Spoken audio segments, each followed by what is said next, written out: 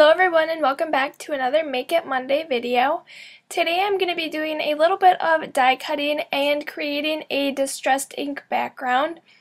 So I'll start with my background. I have a piece of white cardstock that measures 4 inches by 5¼ inches, and I'm using the Worn Lipstick Distress Ink. You can see that it's a little bit not even and splotchy in some areas, and that's okay because I am going to be covering up quite a bit of the distress ink area in the rest of the card, so I'm not too concerned about that. And you can see how I kind of bent the paper there. Normally I would probably start over just because that is going to show with the distress ink, but that part is actually going to be covered up, so I just left it. The second color I'm working with is the Seedless Preserves, which is a purple. It's more of a bright purple. The Dusty Concord is a little bit of a darker, duller purple. And you can see again how you get like the foam blending marks on there, but I'll show you how to blend those out a little bit, and again, most of that's not going to be showing on the card, so I'm okay with that looking like that. And then the third color I'm using is the Shaded Lilac. This is a really light purple color. And I'm just working my way in from the edges when I blend these, and kind of working my way from the corners.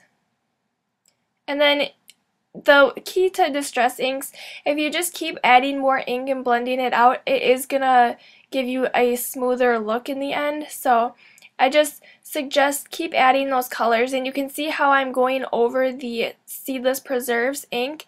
That also helps it blend together a little bit better.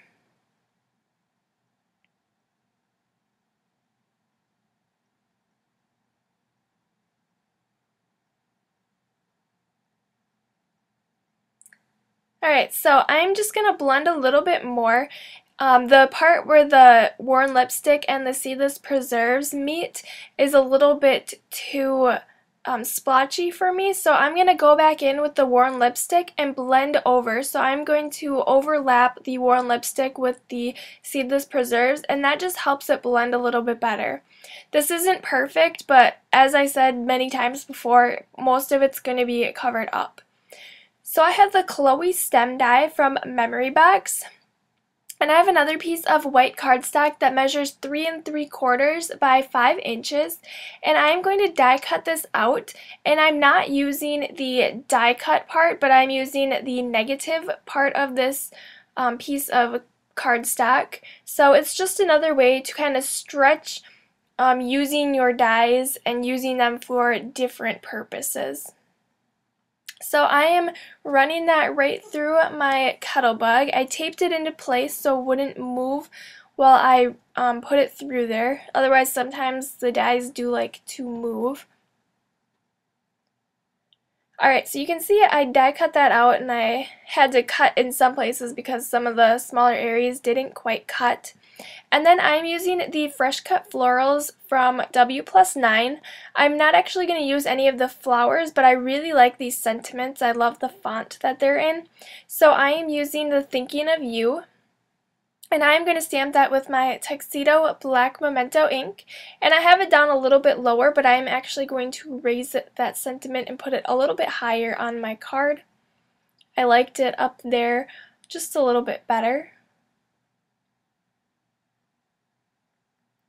Alright, now you'll be able to see I am going to put that right on top of my distress inked piece, and then you get the color through the flowers, and then the distress inked piece is a little bit bigger, so you can also get the color on the edges, which I really like.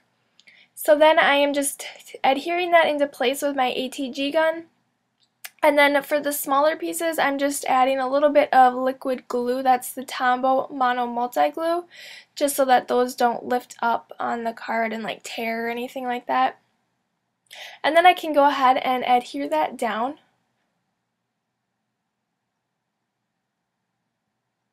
And then I am going to put that on a white A2 size card base. So it's just an 8.5 by 11 sheet of paper cut in half. And I like to cut it the long way because I like my cards to be top folding. So for that piece, I'm going to adhere that with my 3D foam squares. These are the large ones from Best Creation. And I'm adding quite a bit of them to the back just so that it really sticks down into place. And then once I remove the backs, I can go ahead and place that on my card base. Alright, and then the last step, I'm going to add some sequins. I have some smaller and some bigger sequins from Pretty Pink Posh. These are just white sequins. So I'll add a couple of the larger ones and then more of these smaller ones. And then once I get those arranged and decide how many I want on my card, I will go ahead and adhere them into place with my Tombow Mono Multi Glue. You could also use glossy accents or the multi-matte medium to adhere those into place. I like using all of them, and I find that they all actually work about the same. I've never had them fall off my cards or anything like that.